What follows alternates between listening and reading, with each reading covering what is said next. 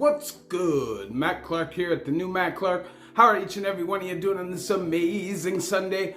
I'm doing great. My girl's doing great. My family's doing great. I hope each and every one of you are doing great despite the crazy times that we're living in. If you could please hit that like button. If you could please hit that subscribe button and that bell notification button so you get all my videos when they're new. If you could share with somebody on social media, help spread the message, help spread the word, that'd be amazing. And there's a PayPal option if you'd like to donate, help support the channel. The link is in the description of most of my videos. So what's up, what's up, what's up? How's everybody doing on this amazing Sunday? It's a beautiful day out today, and I hope everybody is enjoying the day up to this point as much as I am. I hope everybody's ready for the work week coming up to the holidays. Hopefully you all get a much needed break, even if just a short break soon. You get to spend that time with your families. I'm gonna say it like I do every holiday. Reach out to your loved ones if they're struggling with addiction, if they're locked up, if they're battling with mental health and they like to be secluded and away. Just reach out, tell them that you love them, make them understand that. And you know, it means a lot, even if it's just a few words. Sometimes you can feel forgotten when you're in those circumstances, and it can make the situation worse for you. And sometimes just a little bit of love can go a long way. So, you know, wishing everybody who's locked up or suffering over these holidays the best. You know, don't let it get you down. Keep it moving, keep moving forward, and every day wake up hoping to just get a little bit better and stay a little bit more away from the BS. You know what I mean? But today I want to talk about how dangerous it is to run from the feds. Now, I will always say it is not worth it to run from the feds.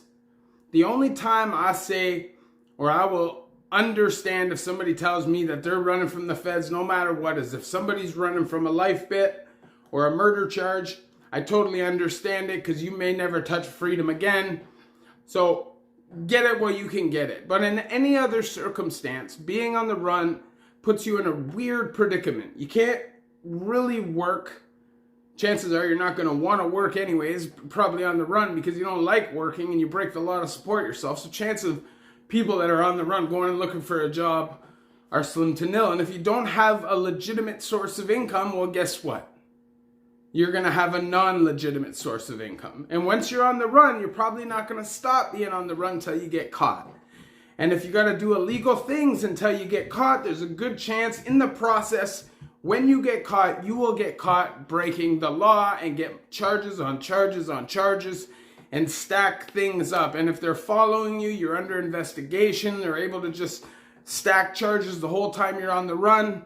You can really make your situation a lot worse. Now I'm going to tell you guys a story of me running. I've told the story way back when I first started the channel. The video didn't get a bunch of views, and I just think it's a funny story, and it really shows how dumb and how knuckleheaded I was at the time. I was like 18 years old, maybe I don't know, maybe 20 years old. I can't remember exactly how old I was, but I was in my buddy's mom's van, and it was an old 1984 red Caravan, and we used to drive his mom's van around all the time. He didn't know how to drive. His mom was like the hood mom, so she let me drive all the time. But at the time, I was wanted for a bunch of break and enters, and I was such a heat bag. I was the biggest heat bag. You put me on the street, out of jail for longer than a couple weeks, I'll be kicking doors in and doing crime. And within just a few months, I'll be wanted, and they'll know exactly who they're looking for. At the time, it wasn't a big area that I used to reside in, and they knew exactly who I was. And believe me, I was extra heat bag because I didn't care. And when you don't care, you're super heat bag. That's why 16, 17, 18, 19, 20, at that age of my life, I really did not care about the consequences or the outcomes of anything. But this specific day, we were driving around in Aurora, and I remember pulling up to this plaza, and you used to be able to cut behind this plaza, and then you could drive through and come out on Yonge Street and start heading south towards T-Dot. So when I go to pull around the plaza, I realize there's a cop, and I pull a stupid heat bag move, and I double check, and I turn, and I start going up the front. Well, the cop sees my face. It's not that the car was heat or reported stolen or anything like that. The cop saw my face and said, "That's Matt Clark. He is wanted. We need to get him." So I drive around the front. I start driving up Yonge Street, and within like a minute, I see cherries coming up behind me. Now, it wasn't a very long chase, and it wasn't a high-speed chase because I was in a 1984 Caravan. But I'll tell you what, these feds at no point tried to pull me over. Right from the beginning, they were trying to run me off the road. And right when I came around the corner at Yonge and Bloomington, they're trying to run me off the road. So I looked at my homeboy. I said, "Yo, bro, what do you want me to do? This is your mom's van." My homie is rolling a blunt. And he looks at me and he says, "Bro, do what you gotta do. There's a girl in the backseat who has no idea what she's about to go through." And it becomes crazy. The whole situation turns to mayhem because I started demo derbying back with these feds. I decided enough is enough. Boom! Boom! Boom! Started smashing the cop cars back as much as they were smashing me. Ran a bunch of cop cars off the street. The only problem was I couldn't outrun them. As I'm driving full speed, they're like this.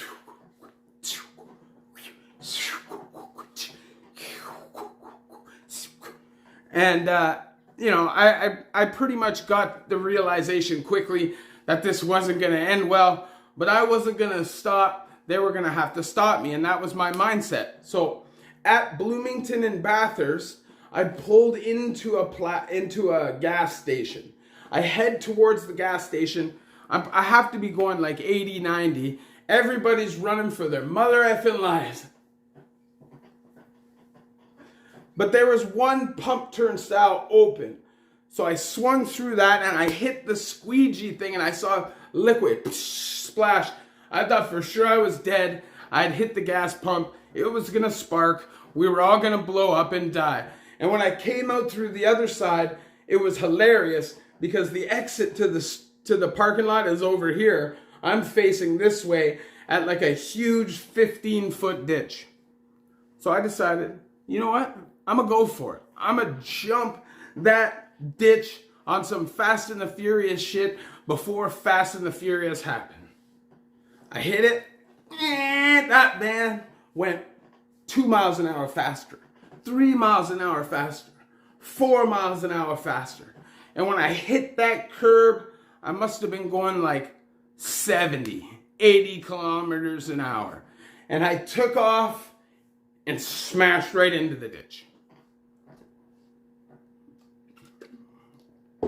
Smashed right into the ditch. Like the dump truck I was. I got out, took about 3 strides, boom, took a shot right to my jaw, hit the ground, took a beating, handcuffed. After I'm handcuffed, I'm lying on my stomach, handcuffed, I hear, "Get him!" And this German Shepherd starts tearing the inside of my thigh apart. I'm screaming like a bitch. And I don't care, it hurt. It hurt a lot. These cops were not happy with me. Obviously, I was getting punched, I was getting kicked, I was getting bit. And to top it all off, when they were done with the dog biting me, they had the dog literally right here foaming in my mouth as it's foaming in my face as it's growling with one blue eye and one brown eye, an all black German Shepherd, a terrifying dog. This dog wanted to kill me. So not only was my leg ripped apart, they handcuffed me so tight I couldn't feel my hands behind my back, took me to Newmarket Hospital and laid me in a hospital bed for 5 hours with my arms cuffed behind my back so tight. By the time it was done and they took the cuffs off, I couldn't feel my arms. They didn't want to stitch up the wounds because it could get infected. So for days in Lindsay jail, if I took steps, this pussy blood crap would gush out. My bed would be full of it every night. And it was rough, man. And it hurt for a long time. Now, clearly I was crazy. I used to run at the drop of a hat. I saw a cop car, I'd run. I wouldn't take the chance of a confrontation. I'd just run. I was such a heat bag at one point in my life. I could walk down the street, cars would drive up, take pictures of me. People just knew I was a criminal. I was always in neighborhoods where things were getting robbed or broken into, and I was just a nuisance to society. And when you become such a nuisance to society, they have to get you off the street. They have to make an arrest, so that's what they're gonna do. Now, when I was young like that, they didn't want to keep me on the street doing crime because I was reckless. When I got older, later on in my life, they were fully prepared to let me stack charges, but they knew I wasn't as reckless, despite the fact that I was high and actually probably a lot more dangerous. When I was young, I would just run. If somebody ever came home or somebody came into a business or anything like that while I was doing crime, I would run. I wasn't going to attack somebody in their own home. I didn't have that violent spirit. It just wasn't who I was. But this day, I learned, man, unless you are going to get away, it doesn't always make sense to run. It compounds the situation and it makes things worse. And I know it sucks, understanding that as soon as they got those cuffs on you, you're trapped for as long as the system decides to keep you trapped for. And that's a crappy feeling. It's a terrible feeling. That first day in the bullpen and in the holding cells and in the police station is the worst feeling that you're ever going to have, knowing that you're just about to lose years of your freedom. But it is what it is. And sometimes you have to man up to save yourself some pain in the future. If you have any hope of turning your life around, you can't just make the situation worse over and over and over. And maturity comes into that a lot. And in the later years of my life, I stopped running as much. You know, if I knew 100% I'd get away, I would run. But aside from that, they're going to hurt you, man. They're going to beat you. They're going to smash you. And at the end of the day, if you're going to just get caught anyways because you're surrounded by all angles, save yourself the beating or the possibility of getting shot or something like that. Because believe me, as soon as you engage, they're going to engage back. And if they can even hide it as looking like you were a threat, they're going to pop you. I know we feel like it's a game a lot of the time, especially when we're younger, but it ain't a game, man. And these feds will kill you if they feel threatened by you. I used to make my life so much more miserable by running. I was never able to get to camp in the federal system because of running. I was never able to get bail in the later years of my life, except for once because of running. It's not about the time you get. It's about the reputation that happens to your record. You get shackled every time you go to court, just the way it is.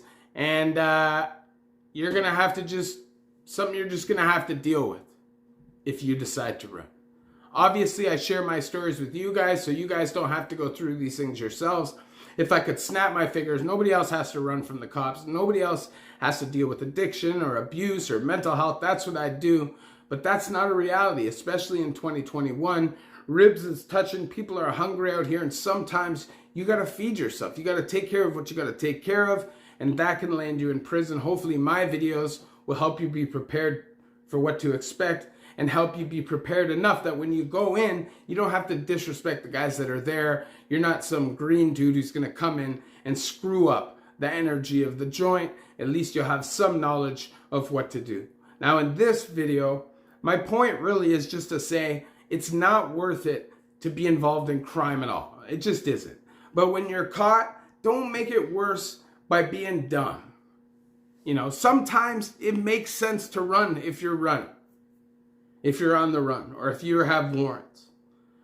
But sometimes there's really no chance of getting away, and you just make the situation worse for yourself. It's like those guys that try to run out of the courthouse and don't make it past the door and add years onto their sentence. It makes no sense. If you could please hit that like button, if you could please hit that subscribe button and that bell notification button so you get all my videos when they're new. If you could share with somebody on social media, help spread the message, help spread the word, that'd be amazing. And there's a PayPal option if you'd like to donate, help support the channel. The link is in the description of all of my videos. Get bail. Get a chance to turn your life around when you're on bail. And if you don't get bail, be patient, ride it out. If you're not guilty for the crime that you are arrested for, fight those charges and hopefully you get out. And if you are guilty, you just got to sometimes say, I'm caught. I'm not going to make my own life worse when at the end of the day, these people go home and don't give a damn about you. You're the only one that's losing sleep when you put yourself in that situation. Love each and every one of you. The New Mac.